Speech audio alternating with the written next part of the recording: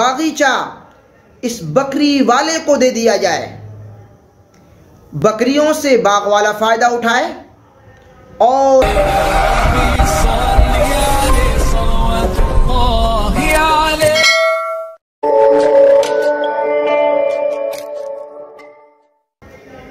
ان الحمد للہ نحمده ونستعینه ونستغفره ونعوذ باللہ من شرور انفسنا وسیئات اعمالنا من يهده الله فلا مضل له ومن يضلله فلا هادي له واشهد ان لا اله الا الله وحده لا شريك له واشهد ان محمدا عبده ورسوله اما بعد.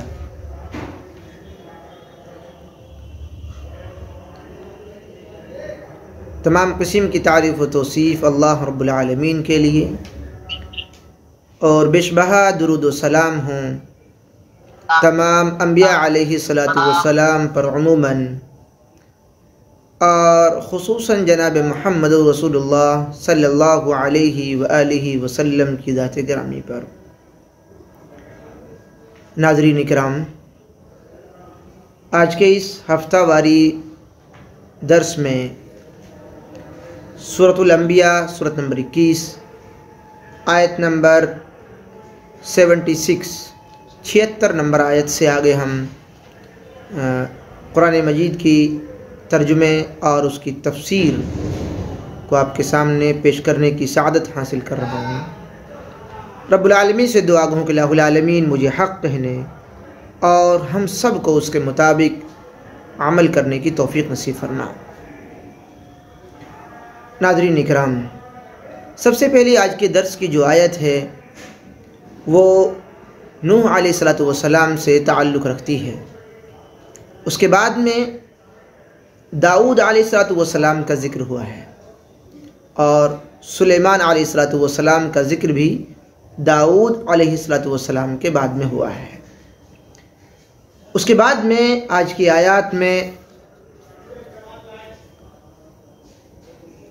ایوب علیہ السلام کا ذکر ہوا ہے اور ایوب علیہ السلام کے بعد اسماعیل علیہ السلام، ادریس علیہ السلام، ذوالکفل علیہ السلام، اور پھر حضرت یونس علیہ السلام کا ذکر ہوا ہے، زکریا علیہ السلام کا ذکر ہوا ہے. ان تمام انبیاء اکرام کے ذکر کے بعد قرآن حکیم نے لوگوں کے سامنے ایک نصیحت بھرا پیغام پیش کیا ہے. سب سے پہلے ہم آیت نمبر 76 نمبر آیت کو پڑھتے ہیں. وَنُوحًا إِذْ نَادَى مِن قَبْلِ، اور یاد کرو اس وقت کو جب نوح علیہ السلام نے اس سے پہلے ہی ایک دعا مانگی. فَاسْتَجَبْنَا، اللہ رب العالمین نے فرمایا ہم نے اس دعا کو قبول فرما لیا. یہ اس سے پہلے ہی دعا کیا، اس سے پہلے، یعنی اللہ رب العالمین کے عذاب کے آنے سے پہلے. وَنُوحًا إِذْ نَادَى مِن قَبْلُ فَاسْتَجَبْنَا لَهُ فَنَجَّيْنَاهُ وَأَهْلَهُ مِنَ الْكَرْبِ الْعَظِيمِ، اور اللہ رب العالمین نے فرمایا کہ ہم نے اس کو اور ان کے اہل خانہ کو بچا لیا. کس سے بچا لیا؟ کرب العظیم، ایک بڑے تکلیف دینے والے عذاب سے. تو نوح علیہ السلام کو آدم ثانی بھی کہا جاتا ہے. نوح علیہ السلام کا ذکر قرآن مجید میں بہت ساری جگہوں پر آیا ہے. ہم دیکھتے ہیں سورہ قمر سورۃ نمبر 51 آیت نمبر 10 میں بھی اللہ رب العالمین نے نوح علیہ السلام کے اس واقعے کی جانب اشارہ کیا ہے. فرمایا فَدَعَا رَبَّهُ أَنِّي مَغْلُوبٌ فَانْتَصِرْ، اے اللہ میں عاجز آ گیا ہوں، تو میری مدد فرما. فَانْتَصِرْ، تو میری مدد فرما، میں عاجز آ گیا ہوں. یعنی اپنی قوم کی جانب اشارہ کر رہے ہیں نوح علیہ السلام کہ میں ان کی شرارتوں سے، ان کی بغاوتوں سے، ان کی نافرمانیوں سے، ان کے گناہوں کو دیکھ دیکھ کر میں عاجز آ گیا ہوں. قرآن حکیم نے اس بات کا ذکر کیا ہے کہ نوح علیہ السلام نے اپنی قوم کو 950 سال تک دعوت و تبلیغ میں وقت گزار دیا، صرف کر دیا۔ عاجز آ گئے یہ عظیم پیغمبر جن کو آدم ثانی کہا جاتا ہے۔ آدم ثانی کیوں کہا جاتا ہے؟ اس لیے کہ آدم علیہ السلام کے بعد میں دنیا کا جو سب سے بڑا طوفان آیا، دنیا میں جو سب سے بڑا عذاب طوفان کی شکل میں آیا، جس نے پوری دنیا کو اپنی چپیٹ میں لے لیا، بس چند مسلمان، چند مومن ہی بچ پائے، وہ نوح علیہ السلام کی قوم پر عذاب تھا۔ اس لیے آپ کو آدم ثانی کہا جاتا ہے، کیونکہ بہت چند لوگ باقی رہ گئے تھے۔ اللہ رب العالمین نے قرآن حکیم میں ایک اور جگہ پر بھی اس بات کا ذکر کیا ہے، سورہ نوح کے اندر، یہ 29ویں پارے میں سورہ نوح علیہ السلام کے نام سے بھی ایک سورت ہے، سورت نمبر 71 ہے، آیت نمبر 26 اور 27 میں اللہ رب العالمین نے اسی دعا یا بد دعا کہہ سکتے ہیں ہم، اسی بد دعا کے سلسلے میں وہاں اشارہ کیا ہے۔ فرمایا وَقَالَ نُوحُ رَبِّ لَا تَذَرْ عَلَى الْأَرْضِ مِنَ الْكَافِرِينَ دَيَّارًا إِنَّكَ إِن تَذَرْهُمْ يُضِلُّوا عِبَادَكَ وَلَا يَلِدُوا إِلَّا فَاجِرًا كَفَّارًا۔ رب العالمین نے فرمایا کہ نوح علیہ السلام نے دعا مانگی، یہاں آیت میں کیا تھا؟ وَنُوحًا إِذْ نَادَى مِن قَبْلِ، اور نوح علیہ السلام کے اس وقت کو یاد کیجئے جب اس نے اس سے پہلے دعا کی۔ کیا دعا کی تھی؟ یہی دعا ہے، وَقَالَ نُوحُ رَبِّ لَا تَذَرْ۔ نوح علیہ السلام نے اپنے رب سے دعا کی، لا تذر، ایک کو بھی نہ چھوڑ، علی الارض، زمین پر، من الکافرین، کافروں میں سے ایک کافر کو بھی زمین پر نہ چھوڑو، سب کے اوپر عذاب نازل کر دے اے میرے پروردگار۔ ایک انبیاء، ایک نبی جو نہایت ہی رحم دل ہوتا ہے، شریف ہوتا ہے، اور ان کی ساری عاجزی، اپنی قوم پر ایک ماں سے زیادہ شفقت رکھنے والا ہوتا ہے، رحمت ہوتا ہے۔ قرآن حکیم نے نبیوں کو رحمت بنا کر بھیجا۔ یہ نبی عاجز آ گئے اور کہنے لگے اے اللہ میری قوم میں سے ایک بھی نافرمان کو نہ چھوڑ۔ وقال نوح رب لا تذر على الارض من الكافرین دیارا، زمین پر ان کافروں میں سے کسی ایک کو بھی باقی نہ رکھ۔ کس لیے؟ انک ان تذرهم يضلوا عبادك ولا يلدوا الا فاجرا كفارا، اس لیے کہ ان کے بعد جو قوم آئے گی، ان کی نسل، وہ بھی ڈھیٹ کافر ہوں گے، کفر پر جمنے والے ہوں گے۔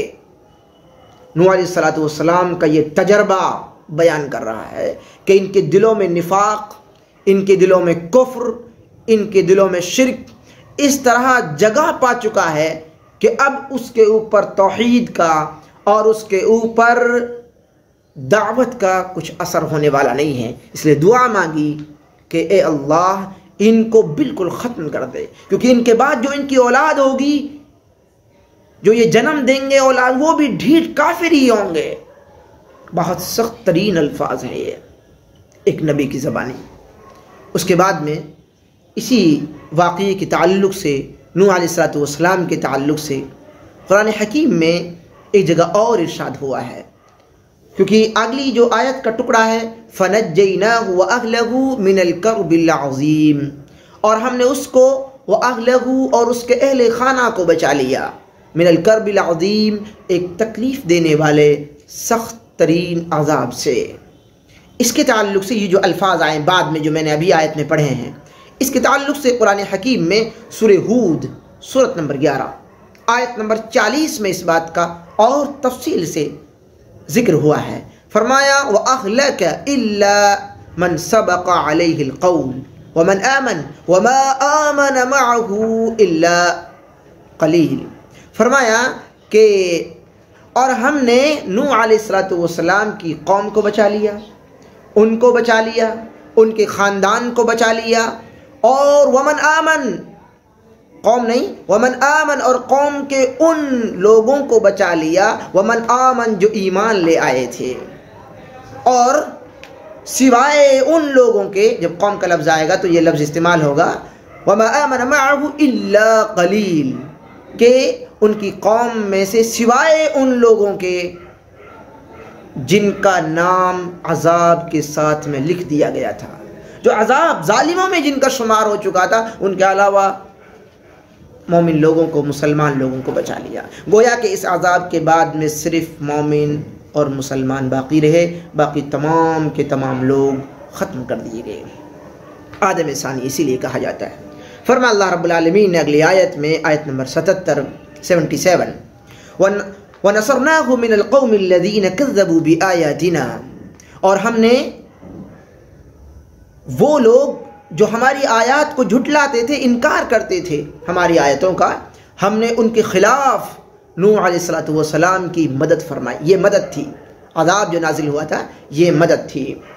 اور فرمایا انہم کانوا قوم سوء فاغرقناہم اجمعین، اور یقیناً بے شک یہ ایسی قوم تھی جو یقینی طور پر وہ برے لوگ تھے، اور ہم نے ان کو ڈبو دیا پانی کے اندر۔ پانی کا عذاب آیا تھا، آسمان سے، زمین پانی اگلنے لگی، آسمان نے پانی برسایا، زمین پر پورا کا پورا پانی پھیل گیا۔ اس بددعا کے بعد میں نوح علیہ السلام نے ایک کشتی بنائی تھی، بسم اللہ مجرہا و مرساہا ان ربی لغفور الرحیم، یہ 12ویں پارے کے اندر ذکر ہے۔ وہیں پر اس بات کا بھی ذکر ہے کہ جودی پہاڑ پر یہ جب پانی کے اوپر اٹھی، پانی نیچے سے اوپر سے، اور جب پانی کے اوپر یہ کشتی تیرنے لگی، حالانکہ اس کشتی کو جب بنا رہے تھے نوح علیہ السلام تو لوگ بہت غلط انداز میں آپ کے اوپر طعنہ زنی اور لعن طعن کر رہے تھے، دیکھو یہ ابھی نبی بن رہے تھے، نعوذ باللہ اس طرح کے الفاظ، اب یہ کشتی بنانے لگے ہیں، لکڑہارا بن گئے ہیں۔ لیکن جب عذاب آیا تو نوح علیہ السلام ہی کو یہ قوم پکارنے لگی، تلاش کرنے لگی، ڈھونڈنے لگی، مگر یہ اللہ کا بندہ، اب اللہ کا عظیم نبی پیغمبر، یہ اپنی کشتی میں سوار ہو چکا تھا۔ جانور بھی اس کشتی میں سوار تھے، کیونکہ اس کے بعد میں ایک ایک جوڑے جانوروں کے اس کشتی کے اندر بٹھا لیے گئے، اور باقی تمام کے تمام لوگ، تمام کے تمام جانوروں کو ختم کر دیا گیا۔ جودی پہاڑ پر یہ کشتی جا کر ٹھہری تھی، اس کا بھی قرآن مجید نے اشارہ ذکر کیا ہے 12ویں پارے کے اندر۔ اگلی آیت ہے داؤد علیہ السلام کا ذکر، اس کے بعد میں وَدَاؤُدَ وَسُلَيْمَانَ، اور داؤد علیہ السلام اور سلیمان علیہ السلام کے اس کی بادشاہت کو اور ان کے اوپر جو نعمتیں ذکر کی گئی ان کو یاد کیجیے۔ اِذْ يَحْكُمَانِ فِي الْحَرْثِ، سب سے پہلی چیز کیا یاد کرائی گئی؟ کیونکہ داؤد علیہ السلام کیا تھے؟ بادشاہ تھے۔ اِذْ يَحْكُمَانِ فِي الْحَرْثِ، کھیتی کے تعلق سے ایک مقدمہ درج ہوا، اور اس کے تعلق سے داؤد علیہ السلام نے ایک فیصلہ لیا، سلیمان علیہ السلام نے ایک فیصلہ لیا۔ باپ بیٹے ہیں، دونوں عظیم پیغمبر ہیں۔ داؤد علیہ السلام نے فیصلہ لیا، ایک شخص کی بکریاں تھیں، اور وہ بکریاں ایک شخص جو کسان تھا، اس کا جو باغ تھا، اس کی پتوں کو کھا گئی، اور جب پتوں کو کھا گئی تو یہ کسان مقدمہ لے کر پہنچے داؤد علیہ السلام کے پاس۔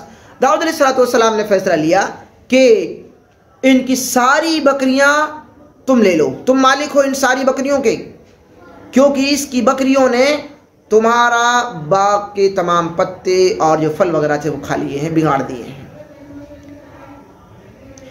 سلیمان علیہ السلام کے پاس سے یہ لوگ گزرے۔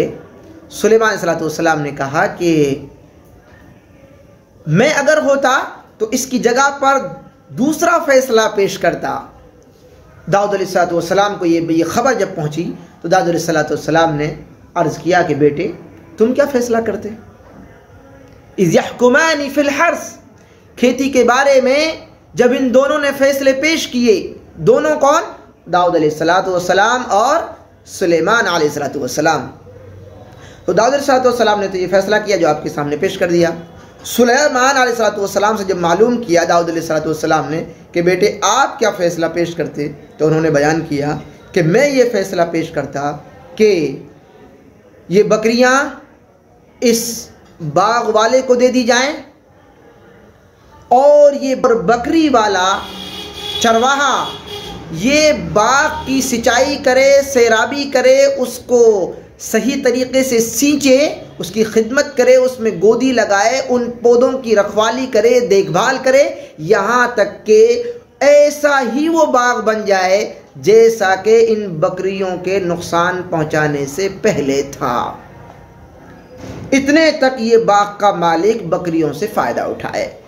جب یہ باغ تیار ہو جائے تو پھر یہ چرواہا اپنی بکریوں کو باغ کے مالک سے لے لے، اور یہ چرواہا اپنی بکریوں کو اس سے لے لے، فیصلہ اس طریقے سے برابر ہو جائے گا۔ یہ فیصلہ اللہ رب العالمین کو زیادہ پسند آیا۔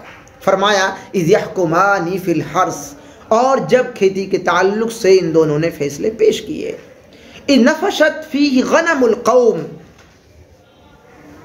قوم کی بکریوں نے، غنم بکری کو بولتے ہیں، بکریوں نے نفست، نفست کیا چیز ہے؟ دو لفظ استعمال ہوتے ہیں عربی میں۔ نفشت کا جو ترجمہ ہے وہ یہ، رات کے وقت میں بکریاں کسی اس میں باغیچے میں چلی جائیں اور اس کا نقصان کر دیں، یہ نفست کا لفظ آتا ہے۔ دن کے لیے الگ دوسرا لفظ استعمال ہوتا ہے عربی کے اندر، حامیم لام کے وہ مادے کے ساتھ میں لفظ آتا ہے۔ وَكُنَّا لِحُكْمِهِمْ شَاهِدِينَ، اور ان کے فیصلے میں ہم موجود تھے۔ رب العالمین نے کیا فرمایا؟ ہم ان دونوں کے فیصلے میں موجود تھے۔ کیا مطلب؟ اللہ رب العالمین کی نگرانی میں انبیاء کرام اس زمین پر بادشاہت کیا کرتے تھے، زمین پر حکم جو نافذ کیا کرتے تھے انبیاء کرام، وہ اللہ کے حکم سے ہوا کرتا تھا۔ اللہ کا حکم کے بغیر کوئی پیغمبر، کوئی ولی، کوئی مرشد، کوئی پیر کچھ نہیں کر سکتا۔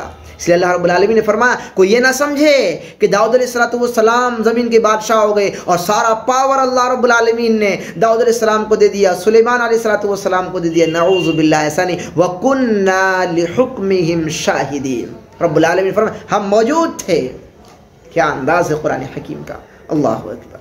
اس کے بعد میں اگلی آیت ہے آیت نمبر 79، فَفَهَمْنَاهَا سُلَيْمَانَ، اور ہم نے اس فیصلے کے بارے میں اور ایسے بہت سارے فیصلوں کے سلسلے میں سمجھ عطا فرمائی تھی۔ کس کو؟ سلیمان علیہ السلام کو سمجھ عطا فرمائی تھی۔ وَكُلًّا أَتَيْنَا حُكْمًا وَعِلْمًا، اور ہم نے سلیمان علیہ السلام کو علم عطا فرمایا، حکمت عطا فرمائی تھی۔ وَسَخَّرْنَا مَعَ دَاؤُودَ الْجِبَالِ، اور ہم نے تابع کر دیا، تابع فرمان کر دیا تھا کن کو؟ پہاڑوں کو۔ داؤد علیہ السلام پہاڑوں پر اپنی قدرت اور طاقت رکھا کرتے تھے۔ اور کس کو کر دیا؟ اور پرندوں کو بھی تابع کر دیا تھا۔ ایک حدیث پاک میں اس بات کا ذکر ملتا ہے کہ ایک چارپائی کے طرح ایک تخت تھا، اس تخت کو لے کر اڑتے پرندے اور داؤد علیہ السلام اس کے اوپر ہوتے۔ پہاڑ آپ کے حکم کے تابع اور پرندے آپ کے حکم کے تابع، اور پہاڑ آپ کے، جب آپ تسبیح بیان کرتے تو پہاڑ بھی تسبیح بیان کرتے تھے۔ یسبحنا والطیر وکنا فاعلین، اور رب العالمین نے اس بات کے آخر میں بھی ذکر فرمایا کہ یہ تمام کام کرنے والے کون تھے؟ ہم تھے۔ وکنا فاعلین، یہ کرنے والے ہم تھے۔ جو داؤد علیہ السلام پہاڑوں کو تابع، اور پہاڑ تسبیح بیان کرتے، پرندے ان کے تابع آ گئے تھے، ان کی فرما برداری میں آ گئے تھے، جیسا وہ چاہتے ایسا وہ اپنے اللہ کی زمین میں توحید کا پرچار کرنے کے لیے آگے ہوا کرتے تھے۔ تو یہ جو ذکر ہے یہ داؤد علیہ السلام کی بادشاہت کا ذکر ہے۔ ایک عظیم بادشاہت گزری ہے دنیا کے اندر داؤد علیہ السلام کی۔ وَعَلَّمْنَاهُ صَنْعَةَ لَبُوسٍ لَكُمْ، سلیمان علیہ السلام کے اوپر جو نعمتیں گزری ہیں ان کا ذکر آگے ہے۔ انہی آیات میں آئے گا. لیکن داؤد علیہ السلام کے لیے ایک اور نعمت کا ذکر کیا اللہ رب العالمین نے. فرمایا وَعَلَّمْنَاهُ صَنْعَةَ لَبُوسٍ لَكُمْ، اور ہم نے ان کو کپڑوں کی کاریگری سکھلائی تھی. وَعَلَّمْنَاهُ صَنْعَةَ لَبُوسٍ لَكُمْ، کپڑوں کی کاریگر. اور کپڑے بھی کیسے؟ لوہے کے کپڑے. اس جگہ قرآن حکیم نے ذکر کیا ہے کہ لوہے کو داؤد علیہ السلام کے لیے اللہ رب العالمین نے نرم کر دیا تھا. اور اس تعلق سے ایک صحابی کا قول ملتا ہے، غالباً ابن مسعود رضی اللہ تعالی عنہ کا، اور ابن کثیر کے اندر یہ حوالہ موجود ہے، غالباً عبداللہ ابن مسعود رضی اللہ تعالی عنہ ہے، کہ اس سے پہلے اس انداز کے مضبوط کپڑے لوہے کے کسی اور نے دنیا کے اندر نہیں بنائے.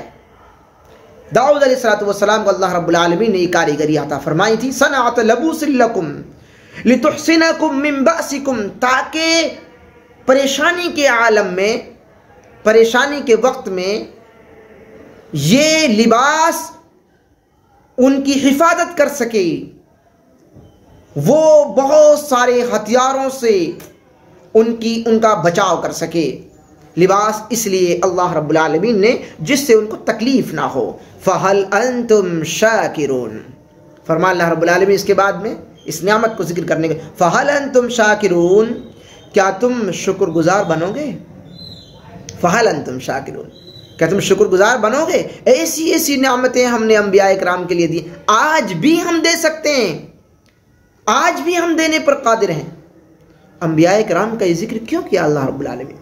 کہ ہم تمام چیزوں پر قدرت طاقت رکھتے ہیں. اے میرے بندو، اے مجھ پر ایمان لانے والو، صحیح طریقے سے ایمان لاؤ، آزمائشوں میں کھڑے اتر جاؤ، توحید کے پرچار میں، توحید کی دعوت میں ایڑی چوٹی کا زور لگا دو. پھر ہم اپنی نعمت، اپنا فضل اور زمین کی جو بادشاہت ہے اسے ہم تمہارے حوالے کر دیں گے. یہ سورہ نور کی آیت نمبر 55 میں بھی اللہ رب العالمین نے ذکر کیا ہے. آگے اللہ رب العالمین نے سلیمان علیہ السلام کے تعلق سے جو ان کے اوپر جو نعمتیں گزری ان کا ذکر کیا ہے. وَمِنَ الشَّيَاطِينِ مَنْ يَغُوصُونَ لَهُ وَيَعْمَلُونَ عَمَلًا دُونَ ذَلِكَ وَكُنَّا لَهُمْ حَافِظِينَ. فرمایا کہ اسی طرح بہت سے ایسے شیطان تھے جن کو ہم نے سلیمان علیہ السلام کے انڈر میں کر دیا، تابع انڈر میں کر دیا، ان کے ماتحت کر دیا تھا. سلیمان علیہ السلام ان سے کیا کراتے؟ یغوصون، سمندروں میں گوتا لگواتے. گوتا لگاؤ سمندر کے اندر، ہیرا ملے، سونا ملے، چاندی ملے اور جو قیمتی موتیاں ملے ان کو بٹور کر لاؤ. سلیمان علیہ السلام ان سے بہت سارے کام کراتے تھے. من یغوصون له ویعملون عملا دون ذلك، اور اس کے علاوہ بہت سارے کام سلیمان علیہ السلام ان سے کراتے. وَكُنَّا لَهُمْ حَافِظِينَ، اللہ رب العالمین نے کیا انداز قرآن حکیم کا فرمایا، وَكُنَّا لَهُمْ حَافِظِينَ، اور اس کی نگہبانی کون کر رہا تھا؟ ہم، یعنی اللہ رب العالمین فرما رہا ہے کہ اس کی نگہبانی، اس پورے نظام کی نگرانی ہم کر رہے تھے. ایسا نہیں کہ سلیمان علیہ السلام کو طاقت مل گئی تھی، پاور مل گیا تھا. پاور دیا تھا ایک لمٹ کا، اختیار دیا تھا ایک لمٹ کا، اجازت دی تھی ایک لمٹ کی. جو رب چاہتا وہ ہوتا تھا، جو رب نہیں چاہتا وہ نہیں ہوتا تھا. وَكُنَّا لَهُمْ حَافِظِينَ، ان کے نگہبان ہم ہی تو تھے، کوئی اور دوسرا نہیں تھا جن کی نگہبانی میں یہ کام ہوتا ہو. اس کے بعد میں اللہ رب العالمین نے سلیمان علیہ السلام کا ذکر اور بھی قرآن حکیم میں بہت ساری جگہوں پر ہوا ہے. اس کے بعد میں ایوب علیہ السلام کا ذکر اگلی آیات میں پیش ہوا ہے.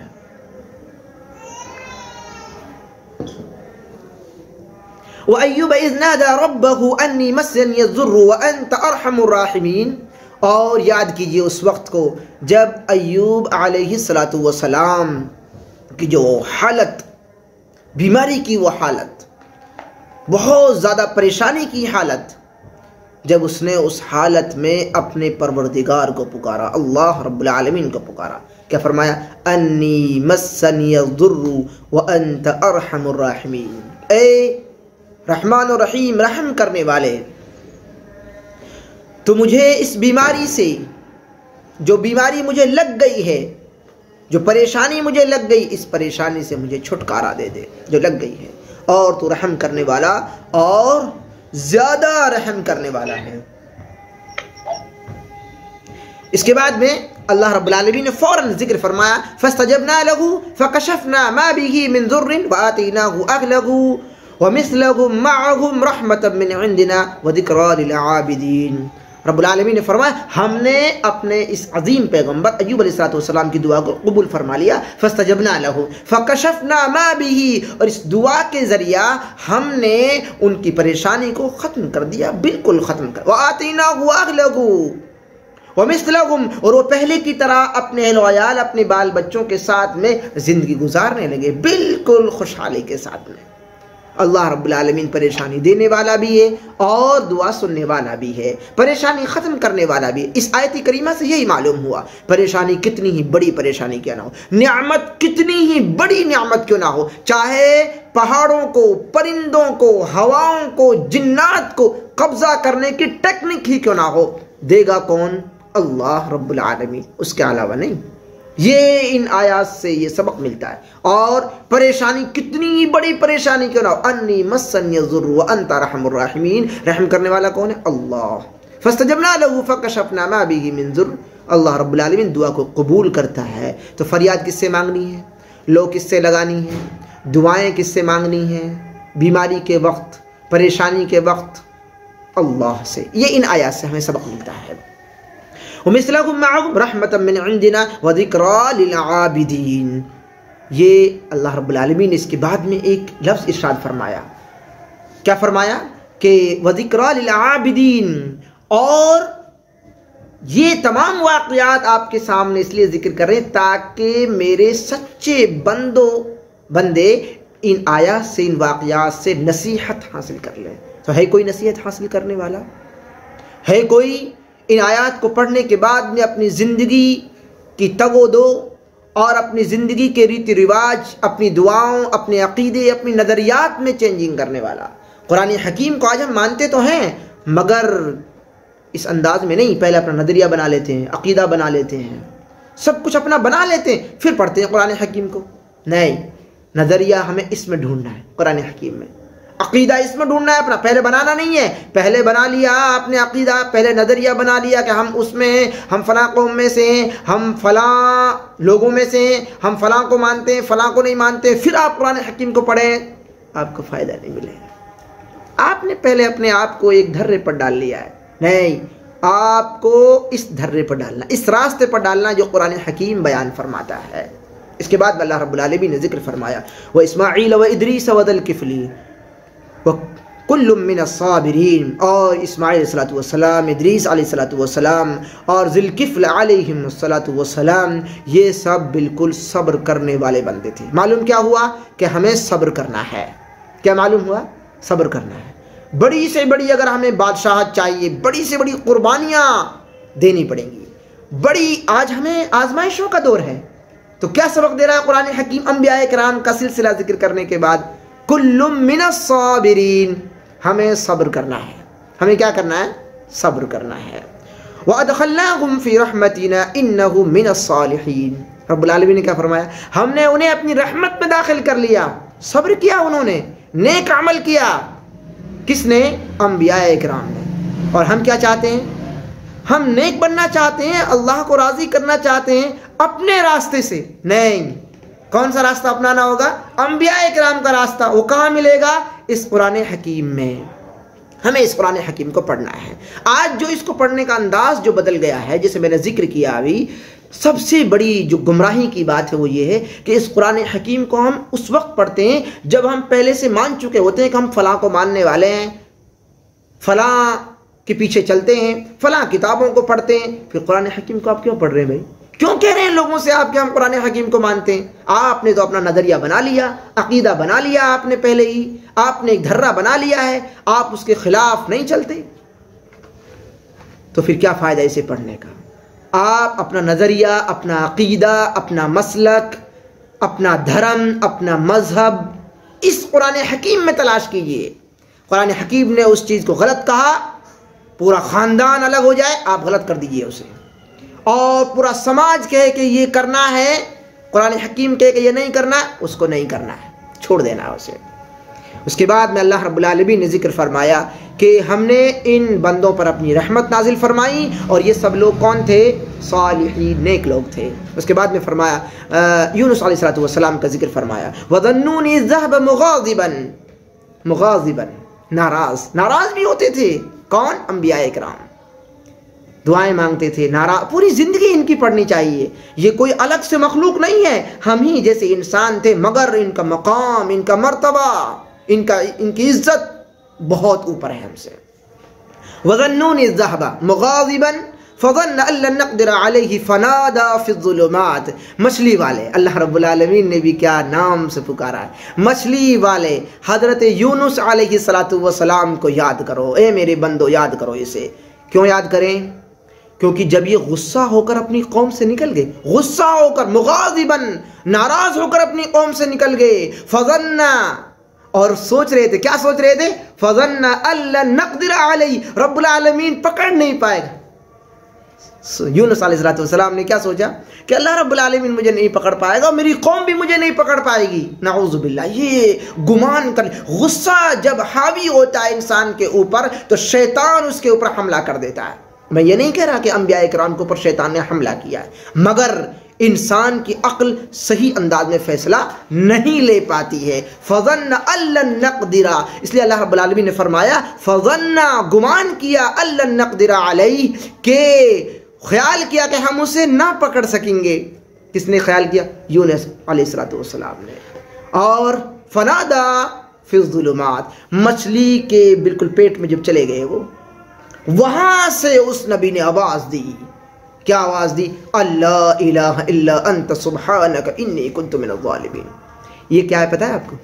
یہ تتکال رپورٹ ہے، ایف آئی آر نہیں ہے، یہ ایف آئی آر سے اوپر کی چیز ہے۔ ایک تو دعا جو ایوب علیہ السلام نے مانگی، پیچھے ذکر ہوا، وہ دعا ہے، وہ فریاد ہے، اس کا پروسیس ہے، چاہے تو اللہ رب العالمین پل بھر میں قبول فرما دے۔ لیکن ادھر سے جو انداز ہے، یہ یونس علیہ السلام نے جو انداز اپنا، یہ تتکال، اسی وقت، اے میرے رب میری دعا کو قبول فرما، اسی وقت مجھے چھٹکارا چاہیے، اللہ الہ الا انت سبحانک انی کنت من الظالمین، اے میرے پروردگار تو تمام عیبوں سے پاک ہے، تیرے سوائے کوئی معبود نہیں ہے، اور میں ظالم ہوں۔ بس بات ختم ہو گئی، دعا ختم۔ ترمذی کے اندر یہ روایت موجود ہے، مسند احمد کے اندر بھی روایت موجود ہے۔ اللہ کے رسول صلی اللہ علیہ وسلم نے فرمایا کہ اگر کوئی بندہ اپنی دعا کے اندر لا الہ الا انت سبحانک انی کنت من الظالمین، ان الفاظ کو 3 مرتبہ اپنی دعا کے اندر دہراتا ہے، 3 مرتبہ، تو اللہ رب العالمین اس کی دعا کو قبول فرماتا ہے۔ دعا کے آداب کے ساتھ دعا مانگی گئی ہو، دعا کے طریقے کے ساتھ، اس میں شرک نہ ہو، اس میں قطع تعلق نہ ہو، رشتے وغیرہ کے توڑنے کی باتیں نہ ہوں، انسان نے حلال حرام لباس، کھانے پینے کا، اس کا اہتمام کیا ہو، تو اللہ رب العالمین اس کی دعا کو قبول فرماتا ہے۔ یہ انداز بڑا پیارا ہے جو اللہ رب العالمین کو پسند آئے۔ یونس علیہ السلام نے یہ انداز تمام لوگوں کو سکھایا، اللہ رب العالمین کو یہ انداز اتنا پسند آیا کہ قرآن حکیم میں اس کا ذکر فرمایا۔ پیارے رسول صلی اللہ علیہ وسلم نے اس آیت کریمہ پر فرمایا کہ اگر کوئی بندہ اس دعا کو 3 مرتبہ اپنی دعا میں شامل کر لے تو پھر اس کی دعا اللہ رب العالمین قبول فرماتا ہے۔ فاستجبنا له ونجيناه من الغم وكذلك ننجي المؤمنين، تو ہم نے اس کی پکار کو سن لیا، ونجيناه من الغم، اور جو اسے غم ملا ہوا تھا، پریشانی، اس سے ہم نے اسے نجات دے دی۔ وكذلك ننجي المؤمنين، اور ایمان والوں کو ہم ایسے ہی بچاتے ہیں۔ یہ نہیں کہا نبیوں کو ہم ایسے ہی بچاتے ہیں، نہیں، ہمارے اوپر جو ایمان رکھتا ہے صحیح انداز میں، ہم اس کو اسی انداز میں تتکال بچانے کی طاقت، قدرت رکھتے ہیں۔ اللہ نقدر علیہ، گمان کیا کیا تھا کہ شاید کہ اللہ مجھے نہیں پکڑ پائے، یہ گمان، یہ سوچنا بہت خطرناک ہے۔ اللہ رب العالمین سے لا تقنطوا من رحمت اللہ، اس کی رحمت سے مایوس نہیں ہونا چاہیے۔ وقت ہمارا تقریباً ہو چکا ہے. ہم بہت جلدی ایک دو آیتیں اور پڑھ کے اپنی بات کو ختم کرتے ہیں. وَزَكَرِيَّا إِذْ نَادَى رَبَّهُ رَبِّ لَا تَذَرْنِي فَرْدًا وَأَنْتَ خَيْرُ الْوَارِثِينَ. اور زکریا علیہ السلام کو یاد کیجئے جب اس نے اپنے پروردگار کو پکارا لا تذرنی فردا وانت خیر الوارثین، اور فرمایا کہ مجھے تنہا نہ چھوڑ، تو سب سے بہترین نگہبانی کرنے والا وارث ہے، وکیل ہے، تو سب سے اچھا تو وارث ہے، سب سے اچھا تو پالنے والا ہے. تو یہ زکریا علیہ السلام جب تنہا ہو گئے، تنہائی انہوں نے محسوس کی، انہوں نے یہ دیکھا کہ میری کوئی اولاد نہیں ہے اور بڑھاپا آ گیا ہے. استعد الرأس شیبا، ان کے سر پک گیا، سر کے بال سفید ہو گئے ان کے.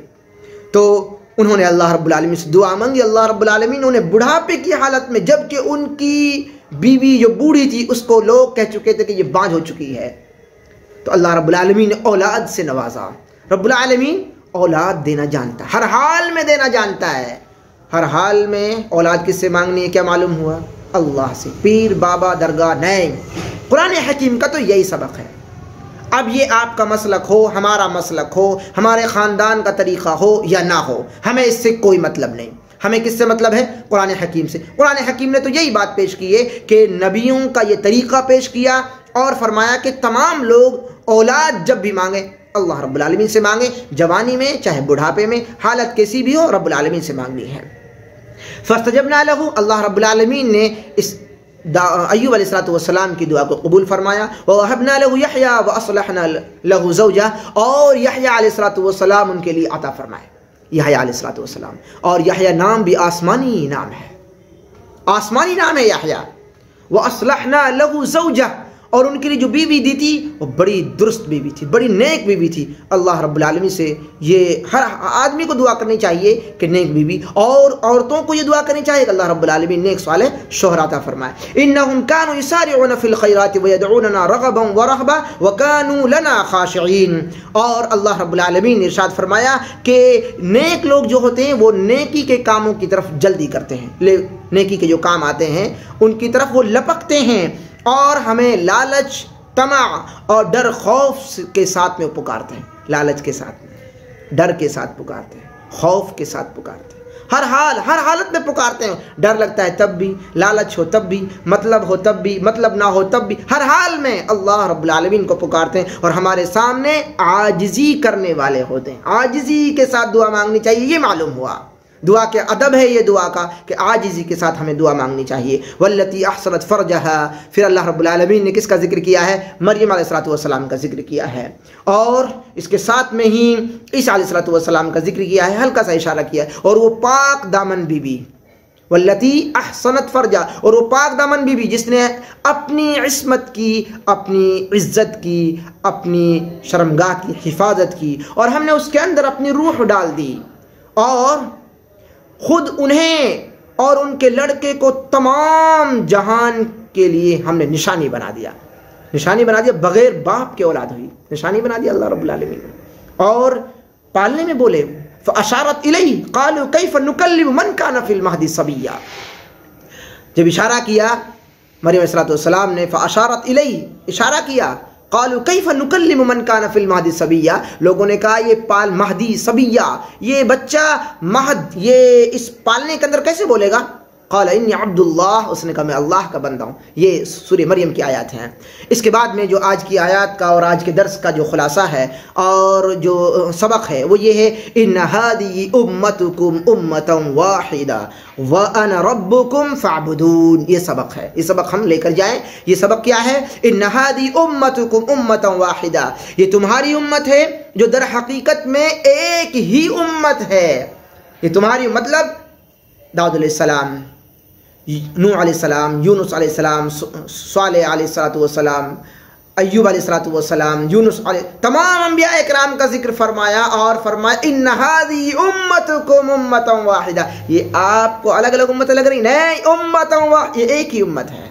آپ صلی اللہ علیہ وسلم نے فرمایا ہم تمام کے تمام جو نبی ہیں وہ بھائی بھائی ہیں، اللہ بھائی ہیں، یعنی ہمارے باپ، ہماری مائیں الگ الگ ہیں اور باپ ہمارا ایک ہے. اس انداز میں وہ اللہ بھائی اس کو کہتے ہیں. ابن کثیر کے اندر بھی اور دیگر احادیث میں اس کا حوالہ موجود ہے. تو یہ ہمیں آج جو ہم فرقوں میں بٹ گئے ہیں الگ الگ، ہم نے اس کو پیر مان لیا، اس کو فقیر مان لیا، اس کو دیوتا مان لیا، اس کو فلاں مان لیا، اس درگاہ کے ہم ہو گئے، اس امام کے ہو گئے، فلاں کو ہم نے بڑا مان لیا. یہ جو ہمارے ان هذه امتکم امۃ واحدہ، جو ہم الگ الگ ہو گئے امۃ واحدہ، ہمیں ایک ہونا ہے. کس پر ہونا ہے؟ جیسے یہ تمام انبیاء کرام ایک تھے. کس بات پر ایک تھے؟ یہ ایک اللہ کو ماننا ہے، ایک اللہ کو پکارنا ہے، ایک اللہ کی عبادت کرنی ہے، ایک اللہ کے سامنے جھکنا ہے، ایک اللہ کے لیے سر جھکانا ہے، ایک اللہ کے لیے رکوع کرنا ہے، ایک اللہ کے لیے سجدہ کرنا ہے. اس میں ایک تھا، ایک تھے، تمام کے تمام انبیاء کرام ایک تھے. تو یہ تمہاری امتیں ہیں، اور ان امت واحدہ، یہ امت ایک ہی ہے. وَأَنَا رَبُّكُمْ فَاعْبُدُونَ، اور اللہ رب العالمین فرمائے اور میں تمہارا رب، میری عبادت کرو. تم تمام لوگوں کے لیے پیغام دے دیا سارے نبیوں کی طرف سے کہ تم الگ الگ ہو سکتے ہو، تمہارا راستہ الگ الگ ہو سکتا ہے، لیکن اللہ رب العالمین نے حقیقت میں تم کو ایک ہی بنایا ہے، ایک ہی راستہ ہے. لہذا قرآن حکیم کو پڑھا جائے، قرآن حکیم کو سمجھا جائے، قرآن کریم کے ترجمے پر غور و فکر کیا جائے، اور اس ترجمے اور اس تفسیر پر غور و فکر کرنے کے بعد میں اپنے نظریے کو، اپنے عقیدے کو، اپنے چال چلن کو، اپنے راستے کو سدھارا جائے. اسی میں ہمارے لیے عافیت ہے، اسی میں سکون ہے، اسی میں ہماری دنیا کی اور آخرت کی بھلائی ہے. اللہ رب العالمین سے دعا گوں کہ الہ العالمین ہمیں صحیح انداز میں قرآن حکیم کو پڑھنے سمجھنے کی توفیق نصیب فرما. الہ العالمین قرآن حکیم کو سیکھنے سکھانے کی توفیق نصیب فرما. الہ العالمین انبیاء کرام کا جو مشن ہے اس مشن پر آگے بڑھنے کی توفیق نصیب فرما. الہ العالمین صحیح انداز میں جو دین کی دعوت ہے اس دعوت کو اسی طریقے کے مطابق ہمیں انجام دینے اور اس کو دوسروں کے سامنے پیش کرنے کی توفیق نصیب فرما. وصلی اللہ تعالی علی خیر خلقہ محمد وآلہ وصحبہ اجمعین وآخر دعوانا الحمدللہ رب العالمین. سبھی طرح کی اسلامی ویڈیوز، تقاریر، دروس اور افواہوں کا سچ دیکھنے کے لیے اقرا اسٹڈی سینٹر کو سبسکرائب کریں. کسی بھی نئی ویڈیوز کے لیے کامنٹ باکس میں اپنا سوال ٹائپ کریں.